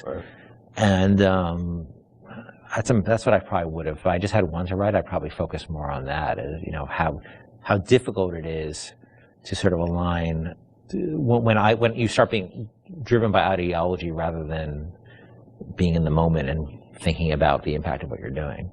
Sean, you talked to gamers, I'm sure, over the years. Did you ever get a sense of how many people harvested versus saved, and was there any sort of data? I mean, this is before the days where you get telemetry and data on like what people picked and whatnot. Yeah, I mean, anecdotally, it seems like more people saving Little Sisters. Although, I have a few friends that are. I just harvested every single one. I wanted to see what happened. So, I mean, I don't know if that was more, you know, the game developer and them trying to see, you know, what would happen. But certainly for the most part, I think most people, which I guess is a good thing. It means that maybe people are good at heart. You know, they kind of feel bad. They want they want to save the Little Sisters. So, yeah, I'll say it. You know, the needle sways towards the green there. Time for bed, Mr. B. Hurry! Hurry, Mr. Bubbles! The illusion of choice is a thinly veiled dynamic that drives many single-player gaming experiences. And while many developers spend a lot of time trying to convince players that choice is real and authentic in their games, the truth more often is that choice is a superficial concept in gaming narrative. Bioshock confronted this idea head-on, searing into our minds a innocuous 3-word phrase with an unforgettable new meaning. Would you kindly?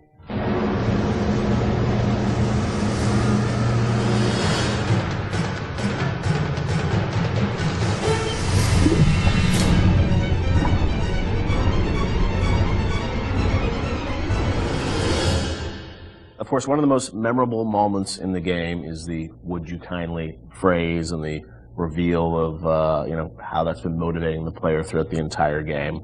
It's still, to me, one of the most classic kind of narrative moments in games in the past decade. What's interesting about that phrase is that it didn't always start like that. Can you tell us sort of about the evolution of sort of the the conditioning of the player? And there was once Excelsior was the phrase once. Yeah, this is. I'm trying to recall some of this. So we had the idea, like, because we had the Andrew Ryan scene very early, and we knew sort of all the events that would happen. There were phrases before there was "would you kindly." The notion existed and what it meant and what it was, but we didn't actually have the phrase "would you kindly" until later. So we had a bunch of terms we threw in there. And like Excelsior was it for one point. That's probably comes from my Stan Lee fanboyism. Was that like so throughout the game? It would have been like Excelsior. Just randomly. There are some things when you're making games you just sort of throw in as like. We need Sounds something. Cool we need Why don't something. you head over there, Excelsior? And then it sits there for a year. Right. And then all of a sudden you kind of forget it's not good, right? And then until somebody comes along and says, "Dude, seriously." Yeah. What, or you Excelsior? meant it to be like a stub-in. You never meant it to actually gain traction, and then you're like, "Oh crap!" But that sense of some phrase or word being repeated throughout the game that you wouldn't really realize its meaning until later. That was there very early on. Yes, yeah, and the fact that you would have something that seemed like a non-thing and then came back at you like a freight train later on was there from pretty early. Sit, would you kindly? Stand, would you kindly? Run! Stop! Turn. A man chooses. A slave obeys.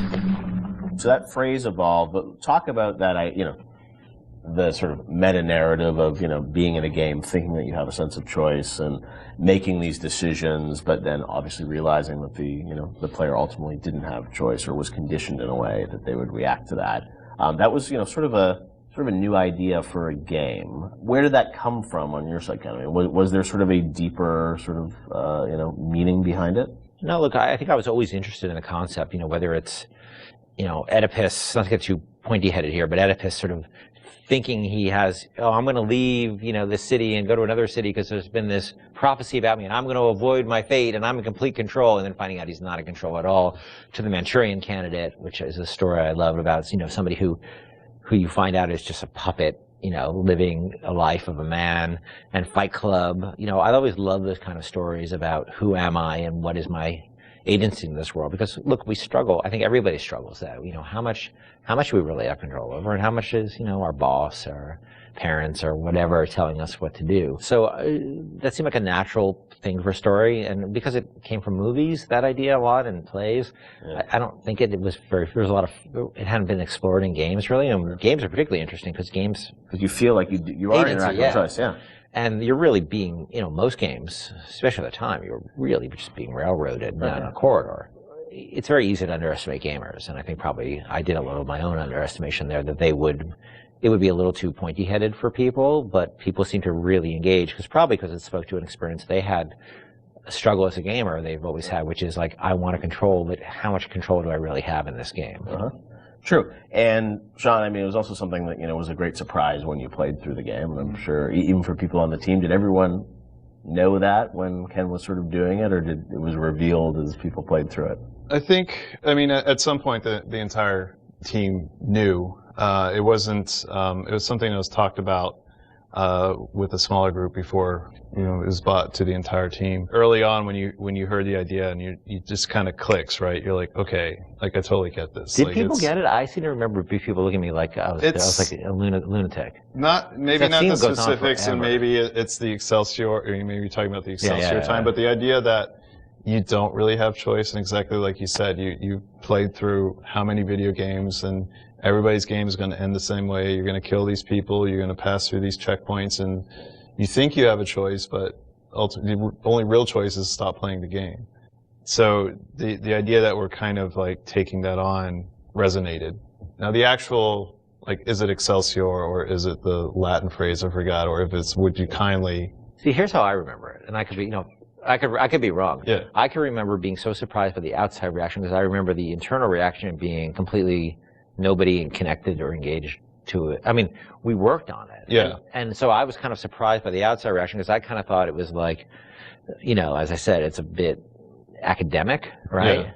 And it could also be a function of... We're playing it close to the vest. I could be misremembering it, or it could also just be a function of nobody making the game had the experience of playing it through and getting to that moment. Yeah, that's what I mean. Like, it was revealed to them in advance of really playing it, so it wasn't that surprise. Yeah, they had seen it in all its really half-assed, development stages on the way. Out of order. Yeah, out of order and all that. And it's not really something you can play test over an afternoon, because it takes a little while to get to that point. You need to lack the knowledge about what the game is to be able to sort of have that experience all the way through. I know you guys have talked about the idea of Atlas, the voice actor changing, and it was, I guess, very important that you nailed that actor, right? And you trusted that actor until there was sort of the Fontaine reveal and sort of understanding that. Yes, trust was everything there, right? And so there was something about either the actor or the writing or the accent that just people immediately said, this guy's no good. Right. When the first Atlas we had, because you have to trust this guy, and if you don't, there's no trust. There's no punch in the gut. I think we've really focused on making him have personal stakes in the story as well. That he had his family trapped. Of course, it was all fiction, right? But he had skin in the game. He sort of spoke to you as a friend, and especially because the whole world was so hostile to you. I think it took a while to get that exactly right. Listen, I've got a family. I need to get them out of here. But the splicers have cut me off from them. If you can reach them in Neptune's bounty, then maybe, just maybe... I know you must feel like the unluckiest man in the world right now. but you're the only hope I'll ever see my wife and child again. Sean, what do you hope is the kind of lasting legacy of Bioshock? 10 years hence, a lot of things you guys were doing, have sort of become common now, right? With, upgrades and moral choices in games and whatnot. But it was really pioneering work a decade ago. When you reflect on it, what do you hope people remember the game for sort of pushing forward? For me, it's telling a story with the medium and how we used everything available to us to tell that story. We used the environment to set up the backstory of Rapture and really create a sense of space, which I think is vitally important to getting the players to trust that, to sit down and kind of like just be in the space and let these things happen. Even the radio logs, the rudimentary animation that we had at the time. I mean, we really sat down with the tools that we had and at our disposal and tried to tell a meaningful story. Maybe not meaningful, but something that would be memorable to people that they could take away and, like you said earlier, have that water cooler moment where they're excited enough to talk about it after they put the controller down. So for me, I think the legacy is that it was a story well told. For me, it was a sense of place, being like the Rapture's a real thing, even though it's not. It's actually a very crude, from the time, a relatively crude bunch of polygons and texture maps. It's only, the original game is only in 720, I think. And I played a lot of it when we were testing it on a 14-inch, SD television. That it still felt like a sense of place in the music and the characters, that it's a real place. And I think that my memories of the Bioshock games was that I take away that Rapture's a real place and Elizabeth's a real person. Those are the two sort of big things that stick with me with those two games. And that's sort of what I'll always, carry forward with me in my life. Bioshock is, it's a place, but as we saw with Infinite, I mean, it's an idea and it's a sort of a type of game. I think a lot of people say this is a type of experience. When you think about, your career, where you guys want to go, I mean, that idea of those types of games, do you miss it now that you've sort of moved on to other things now, or do you feel like it's sort of, you've closed that chapter? I mean, it's always a part of what you do. Like, System Shock 2 was a part of Bioshock. But it wasn't System Shock 2. It was you're growing past that and trying out new things. I think Bioshock and Bioshock Infinite, and even going back to Swap 4, those will always be a part of my experience as a game developer and what we're trying to do with the medium. So I don't think it's something that you just draw a line and say, we'll never return, because there's always lessons that you can learn and things that you bring with you to the next project that you're working on. I don't think the new game is going to, people are not going to be surprised that this game is new games from us. They're going to see a lot of what we had done before in terms of world building and aspects of storytelling. The goal is to sort of, move away from the you really have no choice kind of thing, and that's a very, very, very, very hard problem which we spent years working on. But we're building upon a foundation of stuff we've done before, just trying to go in a different direction with it. But it's always going to be part of our DNA. City where the artist would not fear the censor, where the scientist would not be bound by petty morality, where the great would not be constrained by the small. And with the sweat of your brow, Rapture can become your city as well.